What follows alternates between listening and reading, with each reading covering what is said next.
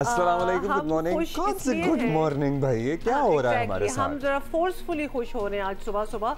पता नहीं क्यों हम दिल लगा लेते हैं और आस लगा लेते हैं कि आज जी मैच हमसे पहले आने से पहले ख़त्म हो चुका होगा और हम जीत चुके होंगे और बड़ा अच्छा लगेगा शो का आगाज़ करना। ऐसा हुआ नहीं। आउट ऑफ 3 मैचेस मुझे लग रहा है कि अब तक की ये सबसे बुरी शिकस्त थी।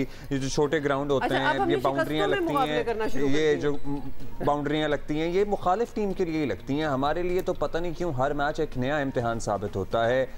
Nothing is apparently working out. हमने ये जरा ज्यादा जोर की ये हार जो आज की इसलिए लगी है क्योंकि हम सीरीज हार गए। हाँ, तो अब मैच नहीं हारे, हम सीरीज हार चुके हैं। 5 मैचेस की 3 हम हार चुके हैं और 2 रह गए हैं। अब 2 वैसे ही दे दें उनको। मतलब कोई अपनी प्रोफेसरी दिखा रहा है लेकिन कुछ भी कारगर साबित हो नहीं रहा है। चाहे आप अपने आप को जितना मर्जी प्रोफेसर कह लें या समझ लें या लेक्चर दे लें या स्ट्रैटेजियाँ बना लें, you know the team is not able to deliver, so this has to be looked into कि भाई क्या वजह है, हुआ क्या आज। फिर बता देते हैं आपको कि हुआ क्या। Let us take out a little bit of positive, if you want to call it positive at all, कि हम जो सारे formulas हैं ना और हर चीज़ के हम इसको भी लगा के देख लें और वो उसको भी फिटिंग करके देख लें, वो सारे experiments हम कर रहे हैं। So if anything out of this, okay, we lost the match, but at least we are trying all the and boys. the series and the series as well. लेकिन कोशिश हमारी थी कि हम बाज़ गलतियाँ जो कि होती चली जा रही हैं। इफ्तिखार का बल्ला नहीं चल रहा। आज़म खान का जो फ़ैन क्लब है उससे अब लिटरली उकताहट होना शुरू हो गई है। यार बस कर दो यार, मतलब उस लड़के के क्या रिकॉर्ड्स हैं टीम पाकिस्तान के लिए, ये बता दो, ये देख लो।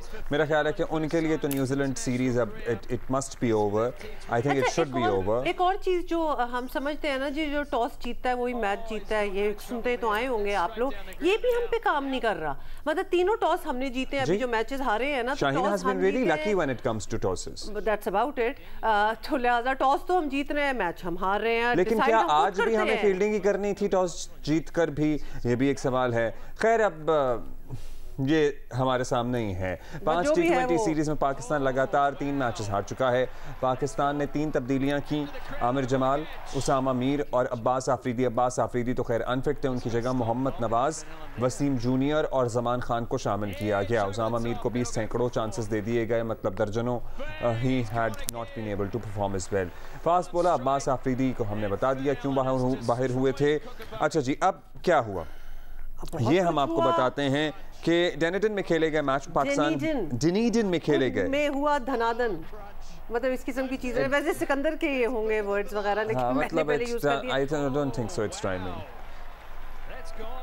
Are you waiting for it to rhyme? मतलब मैच तो हार गया, वो एक गाना बना लें छोटा निका। अच्छा जी, 28 रन पर हारिस रऊफ ने हाँ जी विकेटें ली और फिर पता नहीं क्या हुआ। यहाँ पे कुछ नहीं आ रहा है। 28 रन पर हारिस रऊफ ने हाँ बिल्कुल आपने सही कहा है, मुझसे भी नहीं पढ़ा गया ये क्या लिखा हुआ है।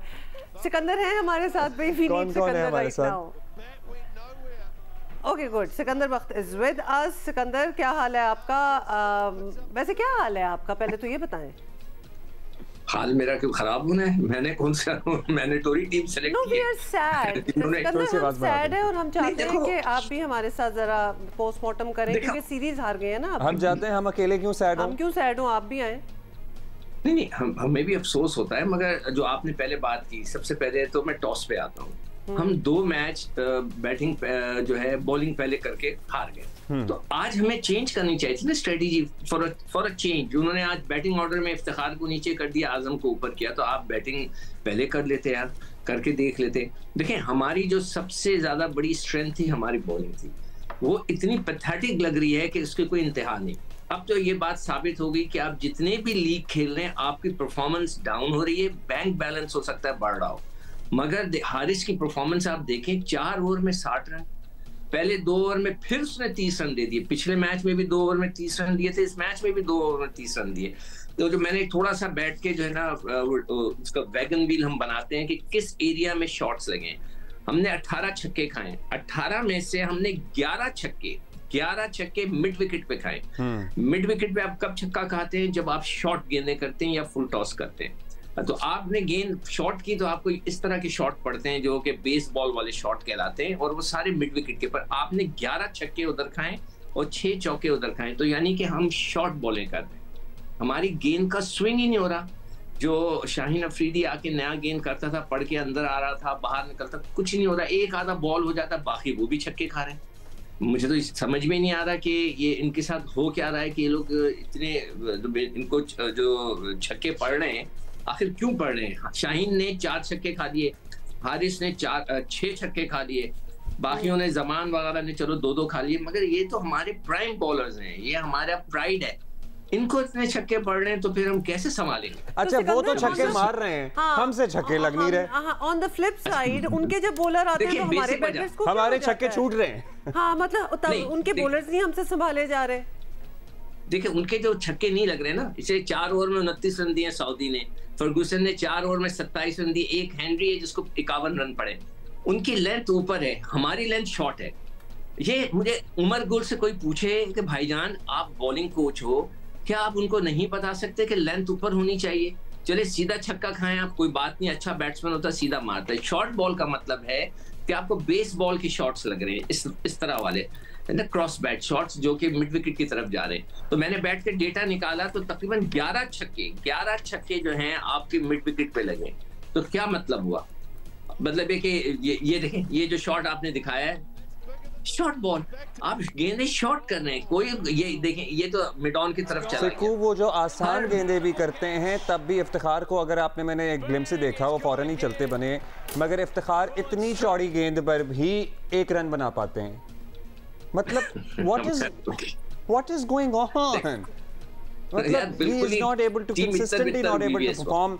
आजम को माशाल्लाह मेरा ख्याल है अभी कोई गुंजाइश बची नहीं है आजम को मजीद मौके देने की। पाकिस्तान के लिए छक्का मारा है जी, माशा वेरी नाइस। और उसके बाद फौरन ही आउट हो गए। एक जगह है, फिर हमारे स्पिनर्स देखे जरा, एक हम स्पिनर खिला रहे हैं इसी पिच पे, वो 2 स्पिनर्स के, मतलब what is this decision making.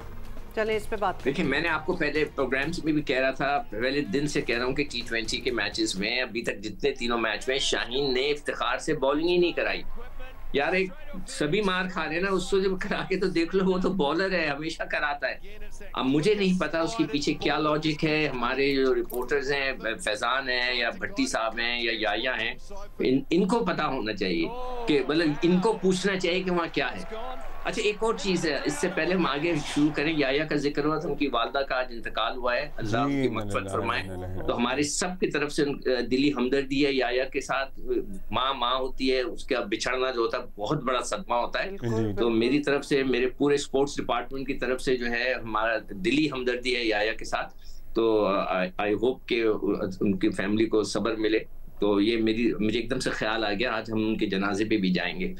तो खैर एनीवे, तो हमारे जो ये रिपोर्टर्स हैं, इनको पता लगाना चाहिए कि आखिर वहाँ क्या हो रहा है। अच्छा फैजान, आप अब जिक्र कर ही रहे हैं, तो Faizan is with us. Faizan, क्या हाल है आपका? फैजान प्लीज अपना पर्सपेक्टिव दे दें और कुछ हमें समझाने की कोशिश करें जिससे हमें समझ भी आ जाए कि हमारी इंटायर क्रिकेट, बॉलिंग, बैटिंग, सब कुछ डाल दें आप बीच में, हमें क्या हुआ है?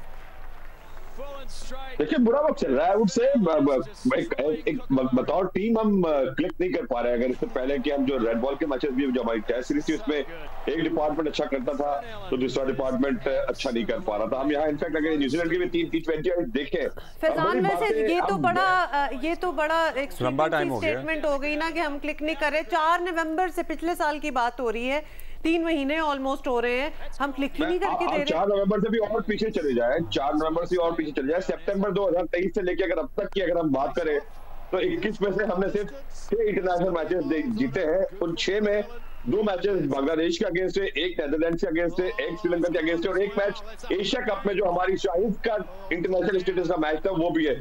हमने अगर एक ही मैच जो एक बेटर रैंक टीम के अगेंस्ट पिछले सितंबर से अब तक जीता है, वो न्यूजीलैंड के अगेंस्ट वर्ल्ड कप में जो हमने कलकत्ता में जीता था मैच, इनफैक्ट बैंगलोर में जीता था हमने मैच। उसके अलावा हम कोई बड़ा मैच पिछले अब तक जीत नहीं पाए। तो शायद टीम एक बहुत बुरे फेज से गुजर रही है, कलेक्टिव भी गुजर रही है। हमने कप्तान बदल लिया, हमने टीम मैनेजमेंट बदल दी, बट रिजल्ट वही तक आ रहे हैं। लेकिन ये जो हम तीसरे 3 T20 है, जो बात कर रहे हैं, पिछले 3 मैचेस में बैटिंग को ब्लेम किया जा रहा है बार-बार, या बाबर आजम को बहुत ज्यादा ब्लेम किया जा रहा है। बाबर आजम तो चले हाईएस्ट रन स्कोरर अब तक हमारे रहे हैं इस सीरीज में, कर रहे हैं। बाबर रन कर रहे हैं, लेकिन फिर भी उनको ज्यादा ब्लेम किया जा रहा है। बॉलिंग ने मिसल 3 मैचेस में अराउंड 2 मैचेस में तो 226 करवा दिए, तीसरे मैच भी अराउंड 200 के लगभग का वहां हदफ हो गया था। तो बॉलिंग जिसको हम हमेशा कहते थे कि हमारी वाइट बॉल की बड़ी टॉप क्लास बॉलिंग है। ये सबसे बड़ी बात है, T20 खेल रहे हैं हम लोग, कौन सा कोई और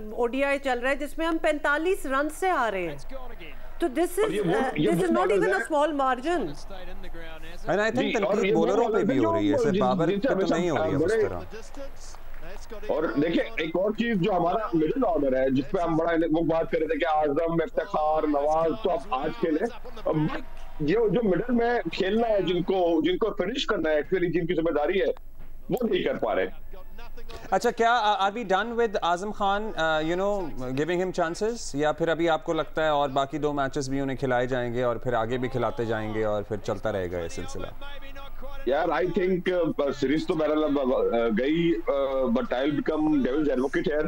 पूरा चांस दे दे, उसके बाद ताकि कंप्लेन ना रहे कि नहीं दिया पूरा चांस, पूरी सीरीज नहीं मिली। आप एक बार पूरा चांस दे दे, उसके बाद फिर ये सवाल ना रहे कि प्लेयर को मुकम्मल चांस नहीं मिला।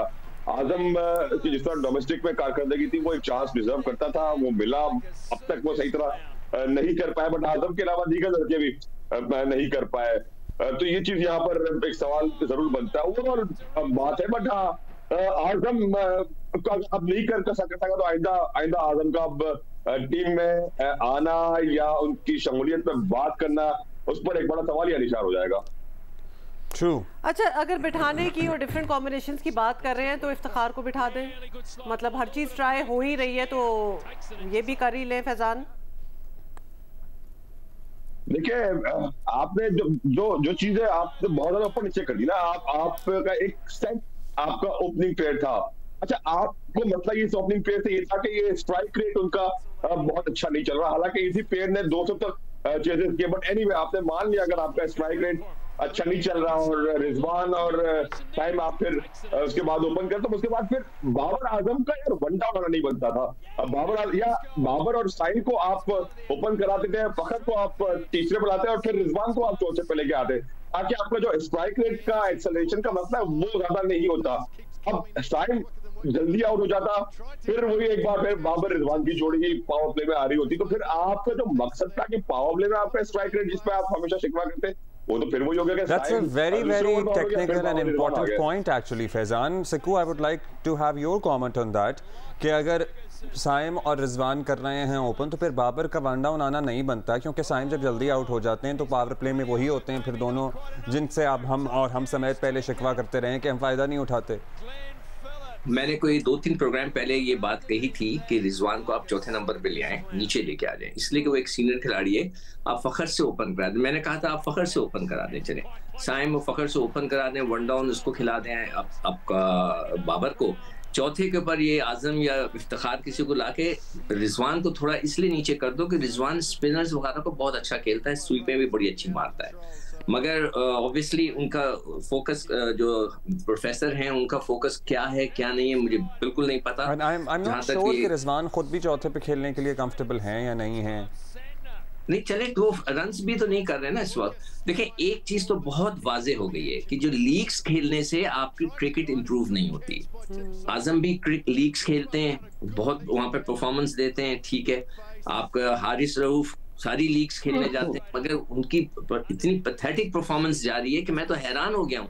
मैं तो उनको बहुत हाईली रेट करता था, मगर taking that point further to Faizan, अभी PSL होगा, इनमें से लड़के रन भी कर रहे होंगे, विकेटें भी ले रहे होंगे और हम यहीं बैठ के तालियां बजा रहे होंगे और अशश कर रहे होंगे, ठीक है। और जब इंटरनेशनल क्रिकेट की कोई पता नहीं अहमियत रही नहीं है या ये परफॉर्म नहीं कर पाते। सिकंदर, कल परसों से हम लोग एक और बात कर रहे थे कि प्रोफेसर की अगर बात की जाए, हफीज की और प्लेयर्स की, कुछ बन नहीं रही, कुछ अजीब सी एक टेंशन सी चली हुई है, कंसिडरिंग हमने कल भी ये सिकंदर बात की थी कल परसों कि Hafeez was a part of the team recently, तो क्या हुआ है वो, मतलब वो क्या टेंशन है, ये परेशानी है आपको लगता है? बिकॉज हमने कहीं ना कहीं पिन पॉइंट करना है कि व्हाट्स नॉट वर्किंग आउट। देखिए एक चीज जो दो उसमें अलग अलग यहाँ पे पहले अगर ये बात लेके डोमेस्टिक में बड़ा अच्छा कर रहे होते हैं और फिर इंटरनेशनल में या लीग पे अच्छा कर रहे होते हैं, इंटरनेशनल में जाके हम नहीं कर पाते या अभी फिर होगा, हम पीएसएल पे बैठ के इनकी तारीफों के पुल बांधेंगे। ऐसा ही होगा, ऐसा ही होगा। अभी रिसेंटली हमने जो हमारे फर्स्ट क्लास चल रहा है उसमें भी बहुत प्लेयर्स परफॉर्म कर, और बात होगी जब करीब टेस्ट क्रिकेट आएगी, क्योंकि ये रेड बॉल में बड़ा परफॉर्म किया। प्रॉब्लम इज कि हमारे डोमेस्टिक और जो इंटरनेशनल क्रिकेट है उसका जो एक गैप है ना, वो बहुत वाइड है। उसको फिल करने के लिए जो एफर्ट करने की जरूरत है वो नहीं हो रही, जिसमें आपकी ए टीम के टूअर्स, जिसको हम शाहीन टीम कहते हैं, वो नहीं हो रहा, चाहे रेड बॉल हो चाहे व्हाइट बॉल हो। आपको अपने स्टैंडर्ड और इंटरनेशनल स्टैंडर्ड को मीट करने के लिए जो बीच में जो तैयारी करनी है ना, वो सिर्फ और सिर्फ डोमेस्टिक से नहीं होती, वो आपको बड़े फॉर्मेट खेलने से होती है, और वो टूर्स करने से होती है, जो इंटरनेशनल से पहले आपके टूर्स होते हैं। अंडर 19 के आपके ए टीम के टूर्स ही रेगुलर नहीं हो रहे होते, और न्यूजीलैंड ऑस्ट्रेलिया के तो बिल्कुल ही नहीं हो रहे होते। तो ये चीज तो आपको पीसीबी को करना होगी।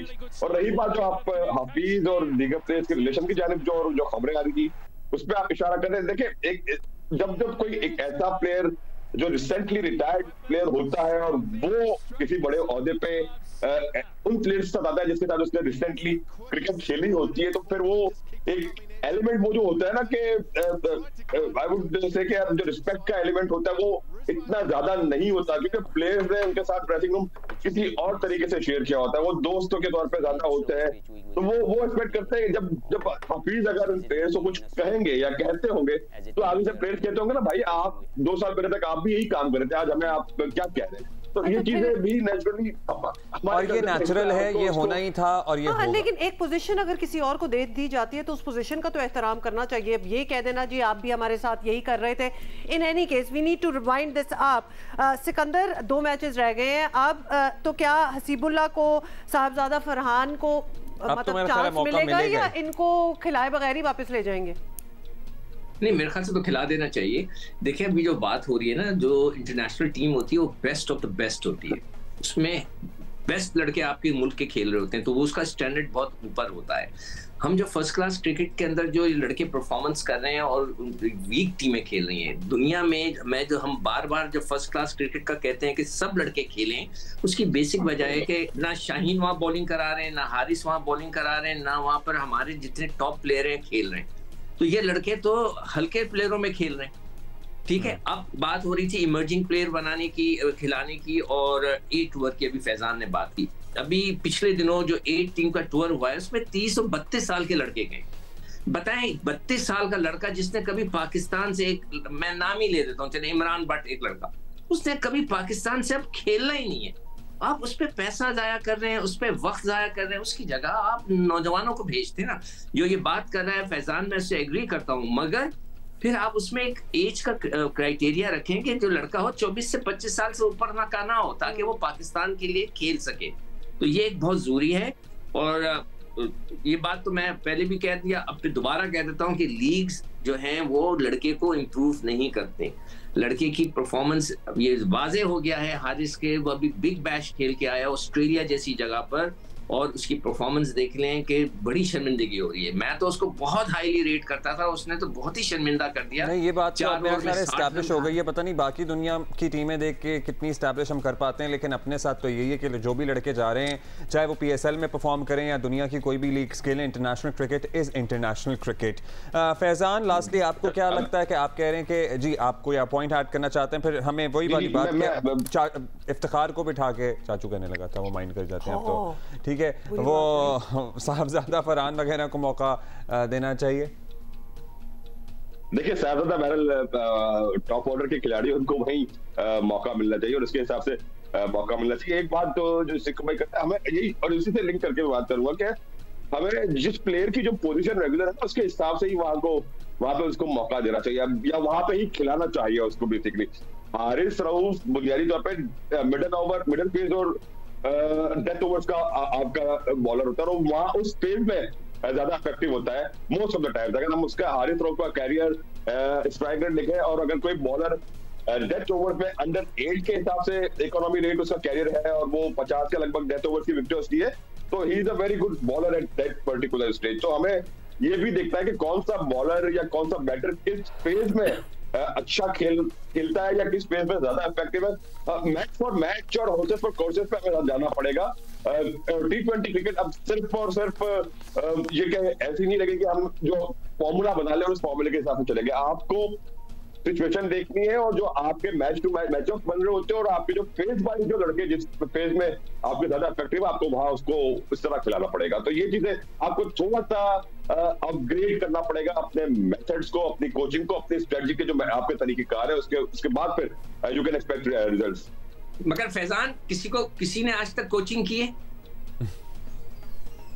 सर वो ना हफीज ने की है, ना उमर गुल ने की है, ना अजमल ने की है। ये तो कोच ही नहीं है, इनको तो उठा के बिठा दिया गया। एक तो ये बहुत बड़ा प्रॉब्लम है। अच्छा, बाय द वे कोचिंग की बात हो ही रही है, तो ये कोचिंग कोर्सेज जो होते हैं फैजान एंड सिकंदर, ये सर्टिफाइड कोचिंग होती है हमारे कोचेस? अभी तो हफीज तो अभी ताजे निकले, आई डोंट उनकी तो पहली जॉब है। बस वैसे ही पूछ लेना। मैंने तो आज से आप ही के प्रोग्राम में कहा था कि जब लड़का जो आप अपॉइंट करते हैं कोचेस वगैरह, उनके 10 साल का फासला होना चाहिए। अभी जो फैजान ने बात की ना, कभी तो वो छोड़ कर गए, कम से कम 10 से 12 साल का उनमें गैप होना चाहिए, जो रिस्पेक्ट का भी आंसर आ जाता है। कोचिंग जो आप गोरे को देखें, जो हमारे यहाँ जितने भी बाहर से फॉरेनर्स आते हैं, वो उन्होंने एक टेस्ट खेला होता है, आधा टेस्ट खेला होता है, 2 फर्स्ट क्लास मैच खेले होते हैं, मगर वो क्वालिफाइड कोच होते हैं थ्रू द एजुकेशन। हमारे वालों को हम क्या करते हैं, अब ये देखिए 10 को कम कर ले, मेरा ख्याल है 5-6 कर ले। वो कहते हैं जी जनरेशनल गैप आ गया है, और इनको क्या पता कि आजकल की क्या क्रिकेट है। अब जैसे अजहर अली है, अजहर अली को क्या पता कि हाई परफॉर्मेंस सेंटर का डायरेक्टर क्या करता है। आपने उसको उठा दिया, हाई परफॉर्मेंस सेंटर का डायरेक्टर बना दिया। भाई जिंदगी में उसने कोई काम किया है? आप कह रहे हैं असद शफीक जैसे ही रिटायर होगा, उसने टाइम मांगा, उसको हम सेलेक्टर बना देंगे। कम ऑन मैन, टाइम देने, पहले आप छोटे छोटे उनको असाइनमेंट्स दें, फिर उनको इम्प्रूव कराएं और फिर लेकर आएं। कोई एतराज नहीं है, मगर अजहर अली को आपने हाई परफॉर्मेंस सेंटर का डायरेक्टर बना दिया। वो क्या करेगा? बॉटम लाइन है कि हम जो भी कर रहे हैं, nothing is working out for team Pakistan, and अब जो है ना जरा काफी डिसअपॉइंटमेंट वाला सीन चल रहा है। Thank you and thank you Faizan for being with us this morning. So series तो हम हार चुके हैं, और यही है हमारे पास क्रिकेट से अपडेट। लेकिन एक और खबर है ऑस्ट्रेलियाई क्रिकेटर उस्मान ख्वाजा से मुतालिक। गजा के बच्चों की मदद के लिए एक कदम और आगे आए हैं। वो जूतों की प्रिंट वाली टी शर्ट पर फ़लस्तीनियों से यकजहती के नारे दर्ज करके मलबूसात बनाने वाली कंपनी से उन्होंने मुआहिदा किया है, और it is called Aussie all lives are equal टी के नाम से ब्रांड। उजी या ऑजी? ऑजी ऑस्ट्रेलिया से पता नहीं तो ऑजी होता तो ए होता ना, मेरा ख्याल है कि अच्छा हाँ ये उजी है, यू से है। चले इसको ट्विस्ट दिया है मेरा ख्याल। नहीं उस्मान ख्वाजा से। हाँ तो उस्मान से very nice. So Aussie and Uzi and Usman, so all lives are equal T. तो हम भी ले सकते हैं क्या, इसमें कंट्रीब्यूशन हो सकती है? सो आई एम श्योर इसकी प्रोसीड्स जो होंगी, सेल्स के प्रॉफिट्स जो होंगे, वो बिल्कुल ऐसा ही है, यही किया है उन्होंने। और यूनिसेफ चिल्ड्रन ऑफ गजा को दिए जाएंगे, अक़वाम मुत्तहिदा की तंजीम है। बल्कि उस्मान ख्वाजा ने सोशल मीडिया पर ये शर्ट्स जो हैं इनको खरीदने की अपील भी कर दी है, और कहा है कि shirts are nice by the way, they are not bad.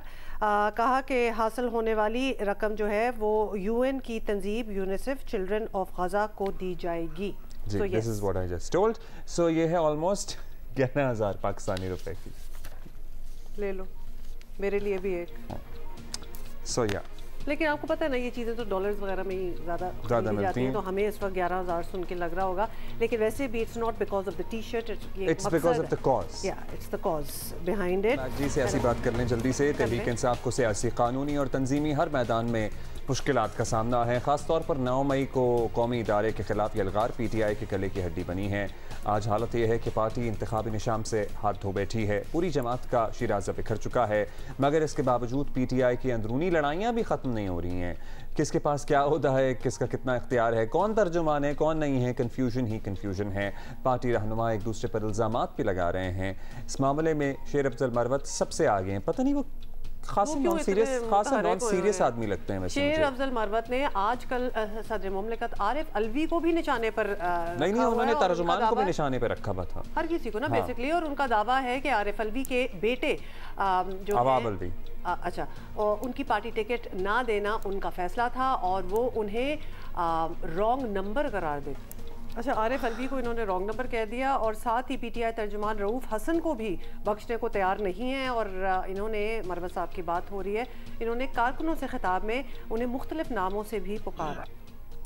तो थोड़े से जज्बाती हो गए थे। और साथ ही आपको बता दें कि रऊफ हसन हो या पीटीआई रहनुमा हामिद खान, उनके नज़दीक शेर अफजल मरवत की कोई हैसियत नहीं, बल्कि रऊफ हसन का कहना है कि पार्टी उनके किसी बयान को ओन नहीं करती। पता नहीं शेर अफजल मरवत साहब अगर लीड नहीं कर रहे, कोई इनको मानने के लिए तैयार नहीं है, तो फिर वो रैलियाँ किस चक्कर में किए जा रहे हैं। खैर बैरिस्टर गौहर जो है वो कह रहे हैं कि ये समझाने की कोशिश कर रहे हैं कि ये इख्तलाफात का वक्त नहीं है। अच्छा, सीनियर सहाफ़ी उमर चीमा हमारे साथ हैं, उनसे बात कर लेते हैं। उमर, तहरीक इंसाफ इस वक्त शदीद मुश्किलात का शिकार है। हमने पूरी एक लिस्ट गिनवाई है, हर जानिब से दबाव है, हर शय खिलाफ जा रही है। और जहां अच्छा फैसला किया गया कि इलेक्शन का बॉयकॉट नहीं करेंगे, वहां सीनियर लीडरशिप जो है वो एक दूसरे से लड़ पड़े।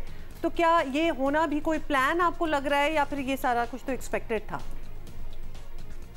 नहीं, मेरे ख्याल ये पहले भी लड़ते रहते हैं और ये पीटीआई की एक शनाख्त भी है। ये हर टाइम पे जो है ना हालत जंग में होते हैं, बाकियों के साथ भी और अपने साथ भी। इनका हर बंदा दो जो है उनका एक अलग अलग ग्रुप सा बना होता है। और ये ग्रुपिंग जो है मेरे ख्याल ओवरऑल इमरान खान साहब को भी सूट करती है, क्योंकि एक वाहिद आदमी जिससे वो लड़ नहीं सकते वो वही हैं। तो लिहाजा वो जो सारे जो है ना वो फिर उनकी तरफ भागते हैं। तो उनका जो एक फोर्स ऑफ ग्रेविटी है, सेंटर ऑफ ग्रेविटी, वो एक ही रहता है। ये नहीं होता कि कोई अलग से उनके खिलाफ साजिशों में मसरूफ हो। तो ये आप शुरू से देख लें, बस पीटीआई इसी तरह चलती है। अच्छा, अब तहरीक इंसाफ आपको पता ही है आज की जमात तो है नहीं, बड़ी जमात हैं, करोड़ों इनके चाहने वाले हैं, लेकिन इतनी बड़ी फॉलोइंग और 27 साल चल जाने के बावजूद कोई डिसिप्लिन नहीं नजर आया पार्टी में। मेरा ख्याल है डिसिप्लिन उनकी रिक्वायरमेंट में भी शामिल नहीं है। यानी कि एक बड़ी क्योटिक लाइक सिचुएशन है। जो ओवरऑल तहरीक इंसाफ की सियासत है वो भी बड़ी डिसरप्टिव होती है। उसमें भी कोई ऐसा आर्डर की कोई अहमियत नहीं होती। आर्डर से मतलब यह है कि कोई एक लॉ एंड आर्डर को मेंटेन करना, कोई वो नहीं है। वो आपको इनके ज़ाहिरी रवैये में भी नज़र आता है वो, और ये पार्टी के अंदर भी नज़र आता है। तो this is what PTI is, यानी बस एक क्योटिक लाइक सिचुएशन में रहते हैं और यही प्रैक्टिस करते हैं और यही हमें नजर भी आता है। Thank you Umar for speaking with us. मतलब कि कोई सर्दी है दुनिया में। ओहो हो, कुछ विजुअल्स आपके साथ शेयर करना चाह रहे हैं। ये यूके के विजुअल्स हैं। वैसे जो हम इस वक्त अपने फ़ोन पे देख रहे थे वो हमारी जो फैमिलीज़ हमें वीडियोस भेज रही हैं वो हैं। इन एनी केस जो आप स्क्रीन पे देख रहे हैं, दिस इज़ यूके। और शदीद सर्दी और बर्फ़बारी से यॉर्कशायर, डर्बिशायर, वेल्स, स्कॉटलैंड, ये सारे इलाके जो हैं ये वो शदीद मुतासिर हुए हैं। और ये कनाडा के मनाजिर हैं जी, जो आप पानी अगर हवा में उछालें तो वहीं बर्फ बनकर जमीन पर भाई गीले बाल लेके बाहर पहुंच जाए तो बाल अकड़ जाते हैं। अंडे की जर्दी और सफेदी अगर आप बाहर निकाल के तोड़ने की कोशिश करें तो जम जाएगी। आपने दिखाई, खैर नूडल। अच्छा, आगे जाके दिखा देंगे। लेकिन बड़ी इंटरेस्टिंग विजुअल्स बन रहे हैं, लेकिन सर्दी बहुत है। दास आपके मैसेजेस हमें मिल रहे हैं, लेकिन बात बड़ी सीरियस है और हमने ये करनी है। इलेक्शन अब चंद दिन की दूरी पर हैं और कराची में स्ट्रीट क्राइम समेत दीगर जराइम की वारदातों में गैर मामूली इजाफा हो गया है, बल्कि तसलसल से हो ही रहा है। निगरान वज़ीर आला सिंध जस्टिस रिटायर्ड मकबूल बाकिर ने IG सिंध और DG रेंजर्स को बाज़ाब्ता ख़त लिखकर अपनी शदीद तशवीश का परेशानी से आगाह भी किया है। और ख़त में कहा गया है कि कराची में जराइम बढ़ रहे हैं और सहाफ़ियों, वुकला, डॉक्टर्स, ताजिर, यू नेम इट, दीगर पेशावर अफराद की जान और माल ख़तरे में हैं।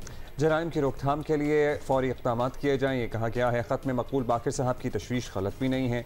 कराची में दिसंबर में भत्ताखोरी के 11 वाक़यात रिपोर्ट हुए हैं। ये वो वाक़यात हैं, भत्ताखोरी एटलीस्ट, जो कि इस शहर से बहुत इस शहर ने सफ़र किया उसके बाद ख़त्म हो गए थे, लेकिन दोबारा से इस तरह भत्ते की कॉल्स मौसूल होना सबको तशवीश है। 3 ताजरों को कत्ल किया गया, दुकानों पर फायरिंग, भत्ते की पर्चियाँ भेजी गईं। दूसरी तरफ पुलिस का अपना हाल ये है कि औरंगी टाउन में ताजिर के घर डकैती का मुलजिम DSP उमर तारिक गिरफ्तार हुआ। बड़े दावे हुए कि इबरत का निशान बना देंगे, लेकिन वो जमानत पर है माशाअल्लाह। और निगरान वज़ीर दाखिला सिंध ब्रिगेडियर रिटायर्ड हारिस नवाज ने DSP उमर तारिक के बारे में क्या कहा था, ये आप खुद भी सुनिए। इसके ऊपर हमने फ़ौरन कार्रवाई की है। Let me tell you, inspector police जो अभी हमारे पास है Rafi Mukhtar, he is an very upright and very good officer, professional officer है। तभी उन्होंने बड़ा स्टर्न एक्शन लिया है। इसको उन्होंने अरेस्ट भी किया है, FIR भी काटी है, कोर्ट में पेश किया है और साथ ही महकमाना कार्रवाई में I am sure it get the most maximum punish जो होगी वो उसको मिलेगी, ताकि we want to set an example for others not to do it. यही सबसे इम्पॉर्टेंट चीज़ है। लाइकवाइज एसएसपी को भी आपने देखा होगा तकरीबन उन्होंने उनको भी सस्पेंड कर दिया है और उनके खिलाफ भी ज़रूर कानूनी कार्रवाई की जाएगी जो ज़रूरी है। आई थिंक इससे एक लोगों को पता चलना चाहिए कि अब इस हुकूमत में हमारे होते हुए कोई ऐसी हरकत में कोई सख्त नरमी नहीं बरती जाएगी, बल्कि सख्त सजा दी जाएगी ताकि एग्जाम्पल हो बाकियों के लिए कि आइंदा के लिए ऐसा काम ना करें। इसी पे बात कर लेते हैं। ब्रिगेडियर रिटायर्ड हारिस नवाज साहब हमारे साथ खुद ही बराह रास्त मौजूद हैं। ब्रिगेडियर साहब, फिर हो गया इनको एग्जाम्पलरी पनिशमेंट, महकमाना कार्रवाइयाँ, ये एग्जाम्पल बन गए ये लोग दीगर पुलिस वालों के लिए कि भाई ख़बरदार जो ऐसा कुछ दोबारा किया? देखिए, इसकी इंक्वायरी तकरीबन कंप्लीट हो गई, because there is a procedure for it. Inquiry हो गई है, आपको अनकरीब आपको नजर आएगा सुनवाई हुई। हमने उस वक्त इसको अरेस्ट भी किया था, इसकी एफआईआर भी काट दी थी, उसके बाद इसका चालान भी जमा होगा। अब कोर्ट में जाहिर है कि अगर उसको बेल हुई है that is up to them to decide, लेकिन बड़ी अच्छी स्ट्रॉन्ग एविडेंस के साथ हमने इसका चालान पेश किया है। इसके साथ अब महकमाना कार्रवाई है, वो अब आपको मेरे ख्याल में कुछ बहुत दिनों में आपको नजर आ जाएगी जो सजा मिलती है। वो डिपार्टमेंटल इंक्वायरी सजा है जो उसको मिलेगी, उसकी इंक्वायरी ऑलमोस्ट कंप्लीट हो चुकी है। हमने बड़े सीनियर ऑफिसर को एक को डिटेल किया है इसकी इंक्वायरी के लिए, जिसमें हमारे होम सेक्रेटरी इन्वॉल्व हैं, उसके बाद एक डीएजी हैं, बाकी और एसएसपी हैं। तो इसके ऊपर जरूर कार्रवाई होगी। अच्छा, एक बात ऑनेस्टली आपसे जानना चाहेंगे, ये जब कार्रवाई आप कर रहे थे या कर रहे हैं, आपको इन्फ्लुएंस करने की कोशिश की गई? क्योंकि मुबैना इत्तलात हैं कि बड़ा इन्फ्लुएंशियल है ये शख्स। देखिए, there was a pressure, definitely he was well connected, लेकिन then we did not bother. हमने उस वक्त इसको अरेस्ट किया, एफआईआर काटी, चालान पेश किया, उसके बाद कोर्ट में कार्रवाई चल रही है। डिपार्टमेंट के लिए बहुत हद तक कंप्लीट हो चुकी है और आप देखेंगे इंशाल्लाह वेरी सून इसके ऊपर एक्शन होने वाला है। अच्छा ब्रिगेडियर साहब, अब ज़रा उस मामले में आते हैं जो कि कराची के शहरी जो हैं वो तंग आ चुके हैं, और वो है स्ट्रीट क्राइम्स, उसके अलावा भत्ताखोरी, ये सारी चीज़ें they are on the rise. आपसे पूछना चाहते हैं कि क्या कॉन्क्रीट मेजर्स आपने सजेस्ट किए हैं, क्या न्यू आइडियाज सजेस्ट किए हैं कि इनको कंट्रोल किया जा सके? देखिए, इसके लिए हमने आपके सामने काफ़ी पुलिस फोर्स को चेंज किया, और जिसमें तमाम एसएचओज, डीएसपीज, एसएसपीज, डीएजीज कराची के सारे में चेंज कर दिया, वो किया, और काफ़ी हद तक कंट्रोल भी हुआ था। लेकिन एकदम असल में प्रॉब्लम ये है कि हमारे पास यहाँ पर इतने ज़्यादा इलीगल इमिग्रेंट्स हैं, उन्होंने अपने वो सर्टिफिकेट्स ऑफ पीओआर, उसके बाद एनसीसी जो है एसीसी वो बनाए हुए हैं। वो हुकूमत की पॉलिसी भी ज़्यादा क्लियर नहीं कि उनको हमने कब भेजने हैं। बाकी जो इलीगल थे उनको तो हमने सबको काफ़ी हद तक मुल्क बदर कर दिया था, जो दूसरे मुल्क में चले गए थे। और उसके साथ आपने देखा होगा, आपने 3-4 दिन में देखें कि 45 डेज में 20 गाड़ियाँ यहाँ चोरी हुई थी, और 20 की 20 हमने रिकवर करके 6 पुरानी 26 कार हमने वो रिकवर करके तमाम उनके मालिकान को वापस किए हैं, और ये टीवी पे खबर भी चली है। बहुत बड़े बड़े नेट से आते थे, वो हमने पकड़ के उनसे ये सारी चीजें की और उनको हमने बस किया है।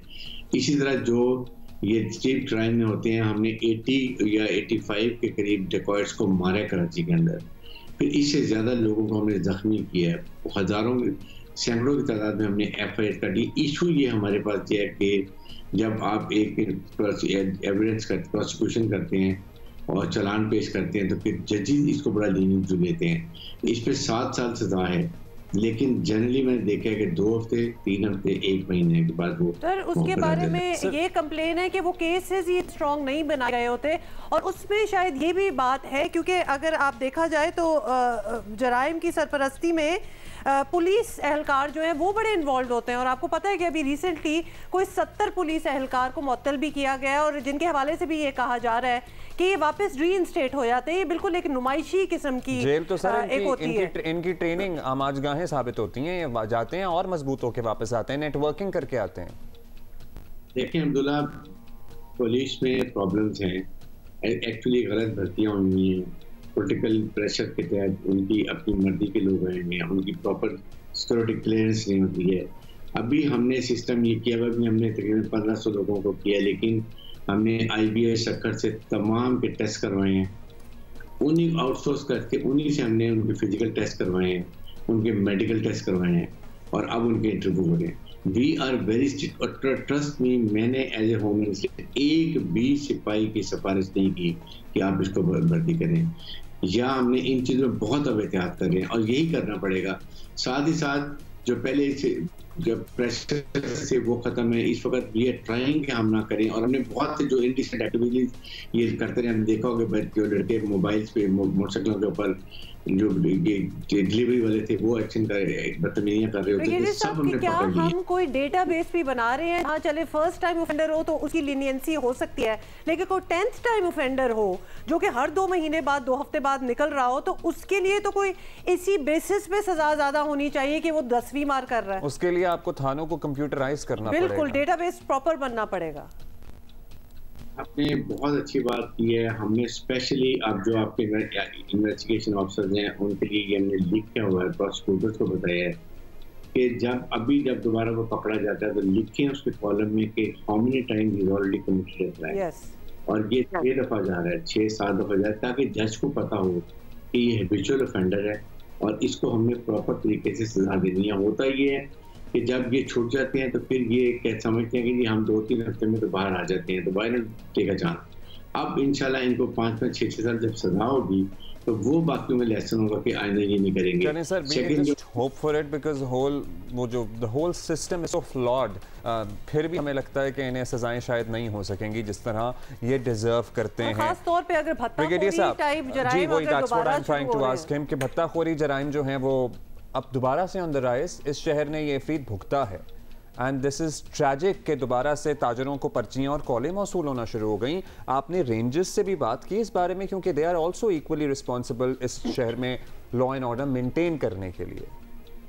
देखिए 2 दिन पहले मैंने डीजी रेंजर्स और उसके बाद पुलिस और एडिशनल आईजी कराची की मैंने स्पेशली मीटिंग किया, टोल्ड एवरीथिंग।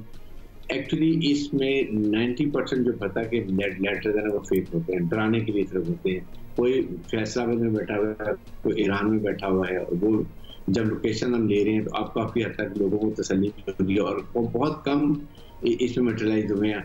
आपके सामने भी कच्चे के एरिए में 11 ड्राइवर्स को उठा के लेके थे डिपार्ट ताजे बरादरी कराची में मुझे मिली, और हमने 4 दिन के अंदर तमाम उनको विदाउट पेइंग एनी रेंट से मैंने उनको वापस किया। इसी तरह पहले हिंदू पकड़े गए थे, उनको हमने सबको रिकवर किया। तो मैंने तमाम कच्चे के बटेरे जो थे उनको कहा था जी कि आइंदा अगर आपके एरिया में जाएंगे अब्डक्शन हम आपके फिर काटेंगे, उससे बहुत ज़्यादा फर्क पड़ा है। रेंजर तो पुलिस अभी भी ऑपरेशन कर रहे हैं, और हमने एक वहाँ पर एक और भाइयों है उसको हमने नैप सर्कल किया, उसके पीछे लगे हैं, वो भी पकड़ा जाएगा।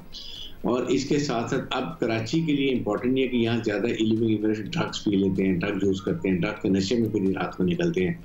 अभी आपको आज से इंशाल्लाह आपको यहाँ पर पूरी पुलिस फोर्स रेंजर आपको सड़कों में भी नजर आएगी, वो आवाम को तहफ़्फ़ुज़ देने के लिए न्यूट्रल पॉइंट्स पे हॉट स्पॉट पे भी खड़ी होगी। वो पुलिस वाले अक्सर तहफ़्फ़ुज़ देने के बजाय ना आवाम के लिए वबाल दर्द सर बन जाते हैं। You know what I mean. जी ब्रिगेडियर साहब, वो उसकी टेंशन नहीं होती है, बल्कि आवाम पकड़ लिया तो पैसे दिए बगैर नहीं छोड़ेंगे, करने की कोशिश करती है कि इनके आसपास से ना गुजरा जाए। ब्रिगेडियर साहब, हरासमेंट के जो इश्यूज आए आम हुए हैं अब, और सड़कों पे हम देख रहे हैं CCTV it's playing live on TV वाली बात हो गई है, उनमें से कोई पकड़ा गया? खासतौर पे वो गुलशन का जो एक केस था जिसको काफी महीने हो चुके हैं। लेकिन इसमें 6-7 इंसिडेंट हुए थे, हमने सारे के सारे पकड़ लिए थे पीछे।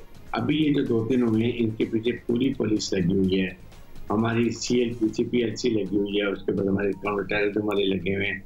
आप देखेंगे इनको पकड़ लेंगे, पूरी ज़्यादा एफर्ट होती है, इनको हम पकड़ते हैं ताकि लोगों को कॉन्फिडेंस डेवलप हो कि आइंदा से इंसिडेंट नहीं है। जी इंडिसेंट एक्टिविटीज को तो हम बहुत ही सीरियस में लेता हूँ, और आप देख लेंगे कि 1 हफ्ते के अंदर इनको भी पकड़ लेंगे। पहले हमने सब आपने वो बसों में देख रहा था, वो प्रॉब्लम की थी, फिर एक मस्ती कर रहे थे लड़के जो होते हैं डिलीवरी बॉय, इनको हमने सबको पकड़ लिया, सबको पकड़े हैं। और अब हमने इनको बहुत ज़्यादा मारना शुरू किया हुआ है, ज़रा से भी रिस्क करते हैं इनको मारा गया, और जिससे भी डिटरेंट इफेक्ट हो रहा है। प्रॉब्लम ये कि इतना सिस्टम खराब हो जाता है। नहीं, मुझे समझ नहीं आ रहा मारना से क्या बोला आपने, पहले भी जिक्र किया था, क्या ये मुबैना मुकाबले होते हैं या तशद्दुद की बात हो रही है? What are we talking about here? जब आप जब ये फायरिंग करते हैं और फिर तरह मुकाबला होता है उसमें ये मारे जाते हैं। वी नेवर टेक एनी जो है जुडिशियल मर्डर, बिल्कुल उसमें सख्ती है, कभी भी हम कानून को अपने हाथ नहीं लेते हैं। ये वो लोग हैं जो फायर करते हैं और हमारे जो विक्टिम बच जाते हैं, फिर पुलिस इनके पीछे होती है और क्रॉस फायरिंग होती है, ये उसमें मारे जाते हैं। इसी तरह जख्मी हो जाते हैं, फिर उनको भी हम ये हॉस्पिटल में लेके जाते हैं। चलिए सर, इलेक्शंस की बात कर लेते हैं। अब इलेक्शंस बिल्कुल सर पे हैं, जाहिर है उसी तैयारी आप लोगों को जो बुनियादी आपकी जिम्मेदारी थी, अमन व अमान बरकरार रहे, कोई आपने आइडेंटिफाई कर लिए हैं सेंसिटिव इलाके, सेंसिटिव हल्के, पूरे सिंध की बात हो रही है, क्या प्लान है इलेक्शंस के लिए? हमने डिटेल में प्लानिंग की है। हमने पूरे सेंसिटिव एरिया जो है, जो रेड जोन है, उनकी भी ईयरमार्क करनी है। प्लान कर लिए कि वहाँ कितनी पुलिस फोर्स होगी, वहाँ रेंजर्स कितनी होगी।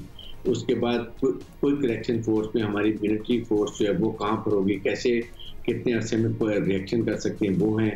अंदर का सिस्टम हमने कैसे किया है, किस तरीके से हमने CCTV हर पोलिंग स्टेशन पे CCTV कैमरास हमने लगा रही है, NRTC लगा रही है।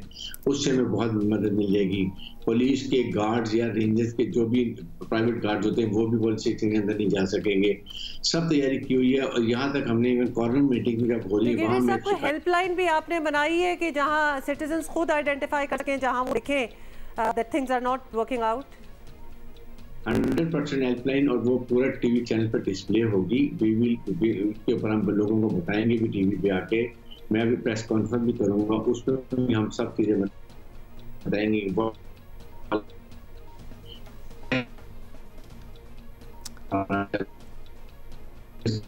बेसिकली रिस्पॉन्सिबिलिटी होती है, but we have to give out effort and help कि स्मूथ कंडक्ट इलेक्शन हो, कोई लड़ाई झगड़ा ना हो। कुछ एरिया में हमें आइडेंटिफाई हुए कि कहाँ खतरा हो सकता है, वहाँ के लिए हमने पूरी तैयारी की हुई है, पुलिस फोर्स की हुई है। इवन हम और लोग भी एम्प्लॉय करेंगे जो अच्छे गार्ड्स हैं, वो गार्ड सिक्योरिटी कंपनी से वो भी लेंगे, ताकि कहीं भी कोई किस्म की भी ऐसे हालात खराब ना हो। करेगी सेंसिटिव एरियाज में क्या फौज तैनात होगी? जी बिल्कुल, पुलिस की कोऑर्डिनेट कर रहे हैं, अभी रिक्वायरमेंट दे रहे हैं ताकि हमें ये पता हो कि ये 4, 5, 6 पुलिस के सेंट्रली लोकेट करेंगे उनको, ताकि वो 10 से 15 मिनट में फौज के एलिमेंट भी वहाँ पर पहुँच सके। कम्युनिकेशन उनके साथ हर चीज़ अवेलेबल होगी। इंशाल्लाह पूरी की पूरी कोशिश होगी। और 5 महीने में अल्लाह का शुक्र है कि हमारे एरिया में ना कोई टेररिज्म हुआ है, ना कोई ऐसी कार्रवाई हुई है, ना हमें कोई इस तरह की परेशानी नहीं हुई है। और आइंदा इलेक्शन के दौरान में हम खास तौर पर इंश्योर करना चाहते हैं कि इसको इंश्योर करें और स्मूथ इलेक्शन करें। शुक्रिया आपका। ब्रिगेडियर लेफ्टिनेंट हारिस नवाज हमारे साथ मौजूद थे, निगरान वज़ीर अखला Sindh. Thank you sir for being with us this morning. And if you think कि things are not working out, कहीं आप देख रहे हैं कि इस तरह काम तो नहीं होना चाहिए, खास तौर पे with elections round the corner, तो एक हेल्पलाइन का भी उन्होंने जिक्र किया है और हेल्पलाइन की हेल्प लेनी चाहिए, रिपोर्ट ज़रूर करना चाहिए सब कुछ। अच्छा जी, मूविंग ऑन, आपको बताएं कि पिम्स अस्पताल इस्लामाबाद में एंटी रेप क्राइसिस सेल कायम कर दिया गया है और ये मरकज़ वजारत कानून और इंसाफ और वजारत सेहत ने हुकूमत बरतानिया, UN पॉपुलेशन फ़ंड और लीगल एड सोसाइटी के ताउन से कायम किया है। एंटी रेप क्राइसिस सेल मुतासरीन को तमाम तिब्बी, कानूनी, समाजी खदमात फराहम करेगा और ये सेल ट्रायल एंड इन्वेस्टिगेशन एक्ट 2021 के नफाज के तहत कायम किया गया है और इस एक्ट का मकसद रेप का शिकार होने वालों को इंसाफ की फराहमी समेत हर किस्म की मदद फराहम करना है जिसकी उन्हें ज़रूरत हो। इसी पे बात करते हैं। स्पेशल कमेटी बराए एंटी रेप कानून की चेयरपर्सन आयशा रज़ा फ़ारूक हमारे साथ मौजूद हैं। शुक्रिया आयशा साहबा। सबसे पहले तो ये एक्सप्लेन कर दें कि एंटी रेप क्राइसिस सेंटर है क्या, और एक अस्पताल में जहां वैसे भी सब सहूलियात होती हैं, ये सेंटर क्या अलग से काम करेगा? इस्लामाबाद में एंटी रेप क्राइसिस सेल पहला जो है ICT में उसका इनॉग्रेशन किया गया है। इनका मकसद है कि एक छत के नीचे आप जिनसी तशद्दुद और रेप के जो विक्टिम्स हैं उनको आप एक फ्रेंडली सपोर्टिव एनवायरनमेंट में वो आकर वहाँ पे अपनी कंप्लेंट रजिस्टर कर सकते हैं, वहाँ पे पुलिस अवेलेबल होगी, FIR वहाँ दर्ज होगा, उनको वहाँ पे तिब्बी सहूलियात प्रोवाइड की जाएंगी, उनकी जो साइकोलॉजिकल जो है सपोर्ट वो उनको प्रोवाइड किया जाएगा, उनको लीगल एड वहाँ पे प्रोवाइड की जाएगी ताकि हम एक महफूज इन्वायरमेंट में मदद दे सकें, तहफ़्फ़ुज़ दे सकें अपने बच्चों को जो कि विक्टिम्स बनती हैं रेप की, कि वो आएँ और बजाय कि पुलिस स्टेशन जाएं वो हस्पताल में ही आएँ। वहीं पर हम हुकूमत जो है उनकी मदद करेगी और एक ही छत के नीचे उनको तमाम मेडिकल, लीगल, साइकोलॉजिकल सपोर्ट और सर्विसेज मुहैया की जाएंगी।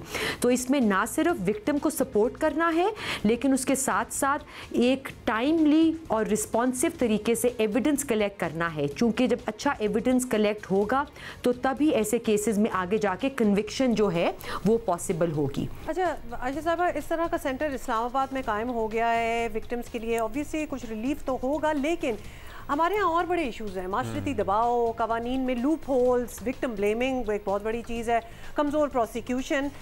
इस माहौल में रेप करने वालों को सज़ा मिलने का चांस बड़ा कम हो जाता है, लेकिन इस सेंटर की वजह से, इन कोशिशों की वजह से आपको लगता है कोई फ़र्क पड़ेगा? देखिए, कानून साजी और पॉलिसी रिफॉर्म जो है वो सबसे पहला स्टेप होता है, लेकिन कानून जो है वो अपने आप से चीज़ों को बेहतर नहीं करता। उसके निफाज के लिए हमें तमाम स्टेक होल्डर्स को मिलकर काम करना है। कानून के ऊपर रिपोर्टिंग करने के लिए हमें अपनी कम्युनिटीज़ में, अपनी फैमिलीज़ में, अपने बच्चे बच्चियों को वो कॉन्फिडेंस देना है कि वो बाहर आकर एक रेप को, एक जिनसी तशद्दुद के इंसिडेंट को रिपोर्ट करें। जब वो रिपोर्ट नहीं होगा तो इस कानून के जो फ़वाइद हैं वो सामने नहीं आएंगे। तो ये बिल्कुल दुरुस्त है कि ये एंटी रेप क्राइसिस सेल्स बनाने से ऑटोमेटिकली चीज़ें बेहतर नहीं होंगी। ये काविश है, ये एक तसलसल, कड़ी का एक तसलसल है जिसको आगे चलाना है, जिसमें और भी बहुत से काम इस कानून के तहत किए गए हैं। स्पेशल कोर्ट्स बनाए गए हैं, स्पेशल प्रोसिक्यूटर्स इस पर्पस के लिए डेजिग्नेट हुए हैं, पुलिस में special sexual offensive investigation units बने हैं जो कि बेहतर तरीके से ऐसे क्राइम्स को, ऐसी कंप्लेंट्स के ऊपर इन्वेस्टिगेशन कर सकें। एंटी रेप क्राइसिस सेल्स उस कड़ी का एक हिस्सा हैं और बहुत ज़रूरी है कि हम आगाही फैलाएं, पैदा करें अपनी कम्युनिटीज़ में, मीडिया के थ्रू कि हमें विक्टिम ब्लेमिंग नहीं करना है, विक्टिम को शेम नहीं करना है, जिसमें हमारे पॉलिटिकल लीडर्स, हमारे रिलीजियस स्कॉलर्स, हमारे इन्फ्लुएंसर्स का बहुत बड़ा रोल है। बहुत शुक्रिया आयशा रज़ा फ़ारूक साहिबा for speaking with us. We really hope कि कुछ फ़र्क भी पड़े, कुछ डिटेरेंस भी कायम हो, कुछ एड, लीगल एड मिले। मुझे अच्छा है कि पहले थानों में धक्के खाने के बजाय डायरेक्ट अस्पताल आएँ, वहीं पे आपको लीगल और मेडिकल असिस्टेंस दोनों मिलेगी। FIR भी आप एक्चुअली वहीं कटवा सकते हैं। एक ट्रिब्यूट जल्दी से देंगे जनाब, और बड़ा ही अजीम ये इंसान, दुनिया के अजीम तरीन बॉक्सर मोहम्मद अली क्ले का यौम पैदाइश है। 1942 को कैंटकी में पैदा हुए। कैशियस मार्सेलस क्ले इनका नाम था, देन ही कन्वर्टेड, एंड इनके रिकॉर्ड्स और एक्युलेट्स तो मतलब कि कहाँ से शुरू करें और कहाँ तक जाएं। 1960 में रोम ओलंपिक्स में सोने का तमगा जीता, 1964 में सोनी लिस्टन को हराकर WBC हैवीवेट चैंपियन का टाइटल अपने नाम किया। मोहम्मद अली ने 3 मरतबा हैवीवेट चैंपियन होने का एजाज़ हासिल किया, and the list goes on and on. अच्छा, इनकी ज़िंदगी के हर एस्पेक्ट पे अभी तक, आज तक मूवीज़ वगैरह बनती हैं, मतलब ही वो such an inspiring figure, larger than life. इनकी ज़िंदगी में जो लोग रहे हैं उनके किरदारों पे पूरी फिल्में बन गई हैं। So interesting to watch. अच्छा जी, एक बहुत यहाँ मौजू और पंजाब और ख़ास तौर पर लाहौर में चंद बरसों से बढ़ती आलूदगी और स्मॉग ने शहरी ज़िंदगी को मुतासिर क्या तो दरहम बरहम कर दिया है। हाँ, सालों पुराना मसला है, लेकिन अब जाहिर है लोगों को समझ में आ गई है कि अगर कुछ ना किया गया तो ये जाने कहीं नहीं वाला। तो क्या किया जा रहा है उसमें हम आपको बता दें कि ऐसे में हज़ारों इलेक्ट्रिक मोटरसाइकिलों और रिक्शों को सड़कों पर लाने का पंजाब हुकूमत का प्लान बिलाशुबा दुरुस्त सिमत में बरवक्त कदम है। सूबाई वज़ीर ट्रांसपोर्ट इब्राहिम हसन मुराद की ज़ेर निगरानी कल लाहौर में इलेक्ट्रिक बाइक्स रजिस्ट्रेशन की तकरीब हुई और मेहमान ख़ुसूसी निगरान वज़ीर आला पंजाब मोहसिन नकवी ने बिला सूद इलेक्ट्रिक मोटर बाइक्स और रिक्शे देने के प्रोग्राम को सराहा। ये एक मिसाली कदम है कि इंटरेस्ट फ्री स्टूडेंट्स को हम 10,000 मोटर बाइक्स दे रहे हैं। चाइना जैसे मुल्क में आपको कोई मोटर बाइक फ्यूल वाली नज़र नहीं आती, और अब आहिस्ता आहिस्ता गाड़ियाँ भी जो हैं उनकी कन्वर्ट होती जा रही। हम क्यों नहीं कर सकते? आगे आने वाले वक्त में ये 100% कन्वर्ट करना हमारी मजबूरी है, हमारे पास कोई चॉइस नहीं है। बिल्कुल, अब तो वाकई कोई चॉइस नहीं है, because if we want to live, if we want to survive, तो हमें इन ऑल्टरनेटिव्स पे आना होगा। सूबाई वज़ीर ट्रांसपोर्ट इब्राहिम हसन मुराद हमारे साथ मौजूद हैं। इब्राहिम साहब, शुक्रिया, आपने वक्त दिया। माशाल्लाह बड़े कम वक्त में आप लोगों ने बहुत कुछ कर दिया, और ये तो अगर हो गया अपनी लेटर इन स्पिरिट में इम्प्लीमेंट तो इनकलाबी कदम होगा। इसके क्या खद्दो खाल हैं? What are the salient features of this programme that you plan to achieve? देखिए इसमें जो बैकग्राउंड है वो पहले मैं थोड़ा सा ब्रीफ कर दूं कि जो पोल्यूशन है उसमें 70-80% शेयर जो है वो ट्रांसपोर्ट का है और ट्रांसपोर्ट के अंदर 70-80% कंट्रीब्यूशन 2 व्हीलर्स और 3 व्हीलर्स का है, ये जो बाइक्स हैं और रिक्शाज हैं। तो हमने सोचा कि ऑब्वियसली अगर इसको कम करना है और अब हमारे पास स्प्रिंग समर विंटर के बाद एक स्मॉग सीजन भी आ गया जिस तरह आप भी कहते हैं, तो इसमें स्मॉग के अंदर अगर हमने कमी लानी है, AQI को अगर हमने डिक्रीज करना है तो हमें EVs की तरफ ट्रांजिशन करना पड़ेगा। तो इसीलिए हुकूमत पंजाब ने 26,000 इलेक्ट्रिक व्हीकल्स का ये पैकेज लेके आई है जिसमें लोगों के पास ऑप्शन है कि वो इसको या तो इसमें सब्सिडी अवेल कर सकते हैं 1 टाइम 50,000 की, या तो वो इंटरेस्ट फ्री लोन ले सकते हैं कि अगर लेट्स से बाइक 1,70,000 रुपए की है तो 50,000 उसमें हुकूमत पंजाब देगी और 1,20,000 में शहरी जो है, स्टूडेंट्स जो है, यूथ, औरतें, जो डिफरेंटली एबल्ड लोग हैं, ये उसको ओन कर सकेंगे। तो इसमें जो एक आप चीज़ देखते हैं वो ये कि जो स्टूडेंट्स हैं उनके लिए कम्यूट करना मुश्किल होता जा रहा था with rising cost of fuel, और इसके साथ साथ जो औरतें हैं उनको भी हमने इसमें इंक्लूड किया है पिंक स्कूटर प्रोग्राम के ज़रिए कि वो अपनी जो वर्क प्लेसेस हैं उधर जा सकें, वो अपनी जो ग्रोसरी है वो इंडिपेंडेंटली कर सकें। और लास्टली जिस तरह मैंने कहा कि जो डिफरेंटली एबल्ड अफराद हैं तो ये डिप्रेशन का शिकार हो जाते हैं, तो इनके पास भी मोबिलिटी के ऑप्शंस हों, ये भी रोम कर सकें। ये बताइएगा कि जो ये लोग अवेल कर सकते हैं अपॉर्चुनिटी आइदर विद सब्सिडी या फिर लोन ले ले इंटरेस्ट फ्री, ये तो एक एडिशन हो गई ना जिसमें EVs आ गए। जो एग्जिस्टिंग है मोटर बाइक्स और 3 व्हीलर्स जैसे रिक्शा वगैरह, उनको कम कैसे करना है? देखिए हमने तो इसमें 2 स्ट्रेटजीज अपनाई हैं। एक तो ये कि ऑब्वियसली जो नए रिक्शास खरीदना चाहते हैं वो जो है EV रिक्शास की तरफ जाएं, और हमने पाकिस्तान की तारीख का पहला EV रिक्शा का लाइसेंस इशू किया है और अब हमें उम्मीद है कि लोग EV रिक्शास की तरफ जाएंगे। EV रिक्शास के अंदर एक तो बेनिफिट ये है कि ऑब्वियसली वो पोल्यूशन नहीं क्रिएट करता, नंबर 2 ये कि उसकी साउंड नहीं है, लेकिन जो नंबर 3 बात है जो कि EV रिक्शास पे भी अप्लाई होती है और EV स्कूटर्स पे भी अप्लाई होती है, वो ये है कि आपको कम से कम 1 लाख रुपए की फ्यूल की भी सेविंग होगी।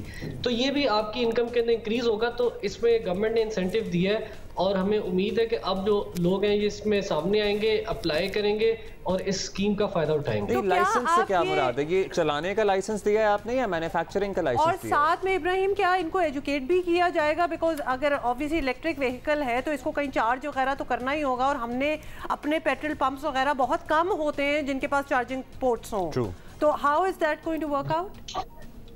हम देखें पंजाब के जो बड़े 5 शहर हैं इनको मॉडल EV सिटीज डिक्लेयर कर रहे हैं, जिसमें पिंडी है, लाहौर है, फैसलाबाद है, मुल्तान है और भावलपुर है।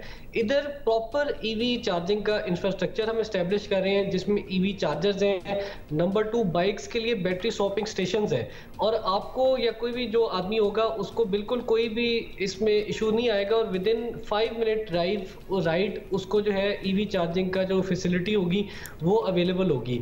इसमें ऑब्वियसली एक लर्निंग कर्व होगा, लोग आहिस्ता आहिस्ता अडॉप्ट करेंगे, लेकिन हमें उम्मीद है कि जो फर्स्ट स्टेप हमने ये लिया है और ये जो इंसेंटिव है तो इसकी वजह से इसकी जो वाइड स्केल अडॉप्शन है ये मुमकिन बनाई। बड़ा जबरदस्त है, इंसेंटिव भी बड़ा जबरदस्त है, लेकिन ये तो बड़ा लॉन्ग टर्म है, आपके पास टाइम बड़ा शॉर्ट है। और EV रिक्शा जो हैं ये क्या रेडीली अवेलेबल हैं? इसके शोरूम बन गए हैं क्या शहरों में? और इब्राहिम ये जरूर बता दें कि इसकी फंडिंग किस तरह हो रही है, क्योंकि 8 अक्टूबर को तो अब इलेक्शंस हो जाएंगे।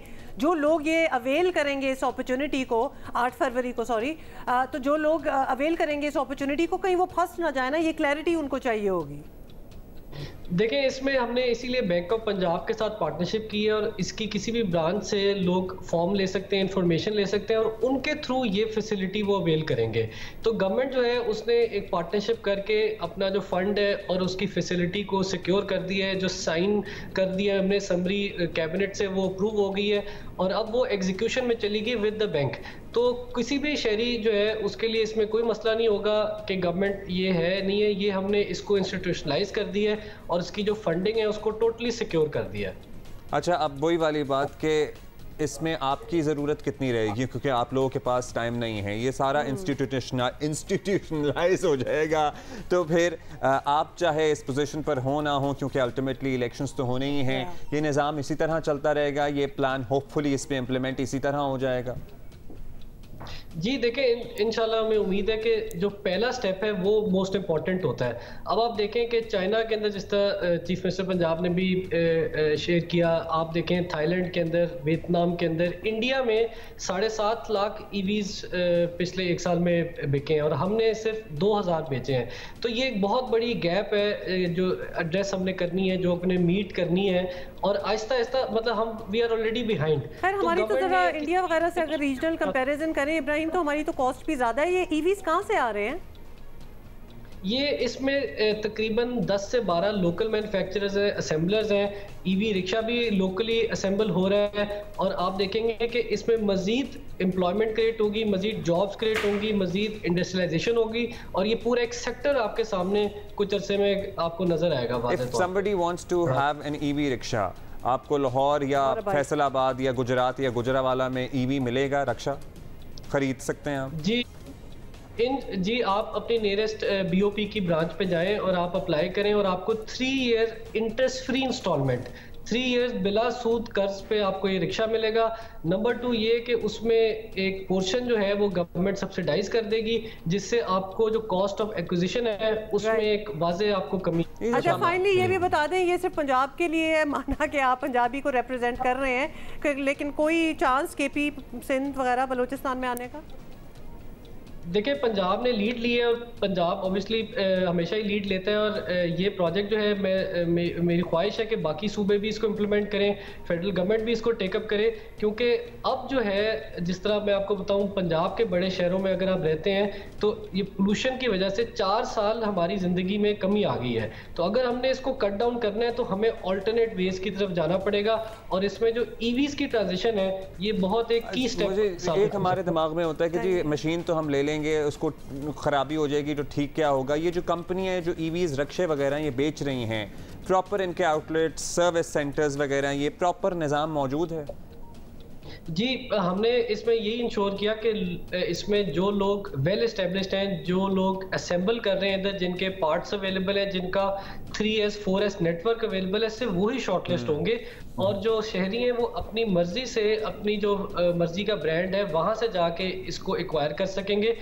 और एक और जो बड़ी बात है वो ये कि दुनिया की जो सबसे बड़ी EV स्कूटर्स की कंपनी है वो पाकिस्तान में एंटर हो गई है, तो ऑब्वियसली एक बड़ा नाम है, और भी बड़े नाम इस बात से रीअश्योरेंस हुई। Ibrahim Hasan Murad, thank you so much for being with us, और उम्मीद हमारी यही है कि जब आप लोग चले भी जाएं तो ऐसा निज़ाम सेटिंग कर दी हो कि लोग जो ये खरीद रहे हैं वो अपने आप को ये ना समझें कि जी अब now we are kind of stuck.